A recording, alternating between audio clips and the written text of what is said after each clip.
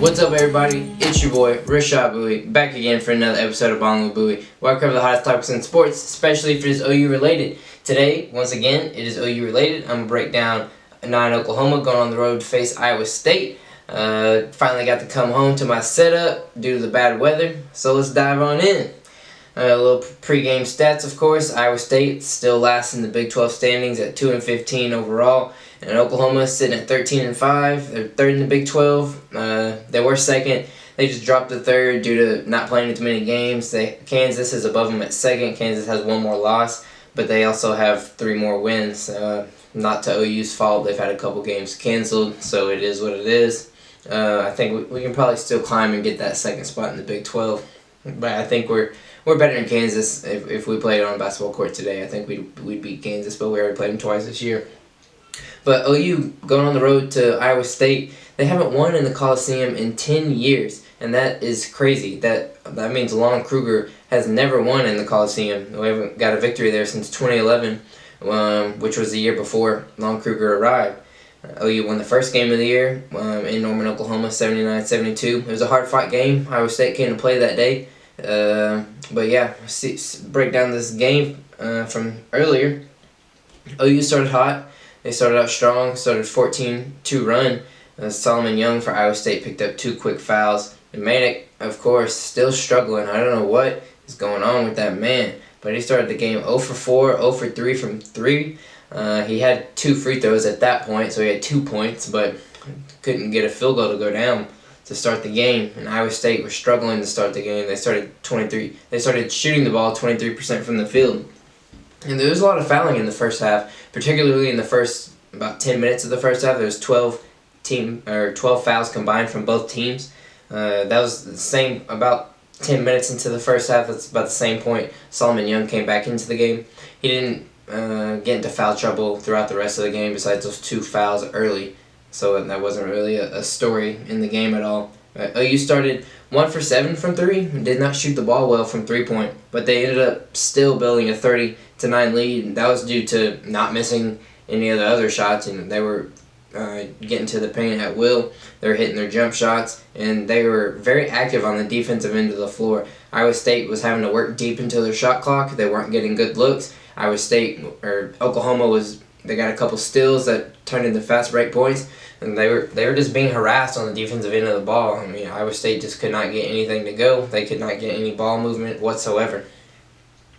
First half statistics, OU had 9 players playing in the first half, and all 9 of them scored. Reeves led all scorers for both teams with 11. And OU had a 41-25 lead at half. And at this point, you're kind of thinking it's pretty much over. I mean, Iowa State's real flat. They're not playing well. OU's dominating them on both ends of the floor, down by 16 at half. Yeah, you pretty much think it's a wrap, but that was not the case. Start the second half, Iowa State started on a 21-4 run. OU was so cold on the offensive end of the floor, and on defense, they just kept giving up offensive boards. And Iowa State still wasn't shooting the ball that great, but they were getting second and third looks on the offensive end of the floor, which led to them scoring. I mean, if you give a team second, third, fourth chances, eventually they're going to score.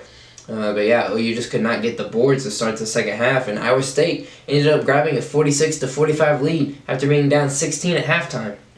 In that time span, OU shot 3 of 13, and Iowa State shot 50% from the field. But then OU, of course, answered with a 15-4 run to take the lead back. It was 60-50 at that point with about 5:30 left in the second half, and that was about it from Iowa State. They couldn't crawl back into it after that. Iowa State went 8 minutes without scoring after taking that 1-point lead. So they fought hard to get that 1-point lead, and then it was just cold from that point on. They couldn't get anything to fall for them. But Manic, he struggled once again from the field. He shot 1 for 7 with 4 points. I don't know. I feel like every time I break down a game, I'm talking about how bad Brady Manic played. So nothing's changed still. At first, I was giving him a little bit of slack. COVID. You got to get back into things. But I don't know what's going on with him. He's not played good on offense or defense. He doesn't look like a starter to me. Honestly, I wouldn't even be starting him at this point. But I mean, I'm not the head coach, so what can I say? But Reeds ended up dropping 20, led OU with 20. Gibson and Harmon both dropped 10. And then Bolton for Iowa State, their leading scorer on the year, he ended up having 14. That's about around his average for the game. But OU gets another victory, ends up winning 66-56. Lon Kruger finally gets a win in the Coliseum, breaks a streak for Oklahoma Sooners, and he's actually a finalist for Coach of the Year. I honestly think at this point he should be, maybe not leading it, but he should be up there. I mean, OU's picked 6th to start the year to finish in the Big 12, and now they're sitting at a 3 seed and potentially could finish 2nd in the Big 12. I'm not going to grab that 1 spot from Baylor, of course, but potentially can finish 2nd in the Big 12 and maybe grab a 2 seed. Who knows? There's a couple games left. Might be able to climb up to the 2 seed, maybe depending on how well we play in the Big 12 tourney. But yeah, OU's looking good. Picked up another victory. Just keep on rolling. I wish that Texas game wouldn't have got postponed because that could have been a big victory for us. Texas dropped a game today against West Virginia. But hopefully we can finish the rest of the season strong. I think we will. I honestly can't imagine us losing another game the rest of the regular season, that is, where we've looked really good the past couple weeks. Honestly, I think we're a top team in the country. I mean, Gonzaga's 1, Baylor's 2. That's clear cut, no question about it. But, I mean, aside from that, I mean, everything is arguable in my opinion. I don't know if I'd say OU is the 3rd best team in the country. Probably not, because there's a lot of good teams in that top 10 right now.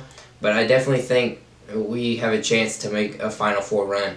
I think we should be a lock for Sweet 16 run and maybe a lock for an Elite 8 run. I mean, it just kind of depends on the seeding and who you get matched up with, of course. But we're a really strong team, really complete team. I'm impressed with what they've done this year because I didn't think what they're doing was going to get done.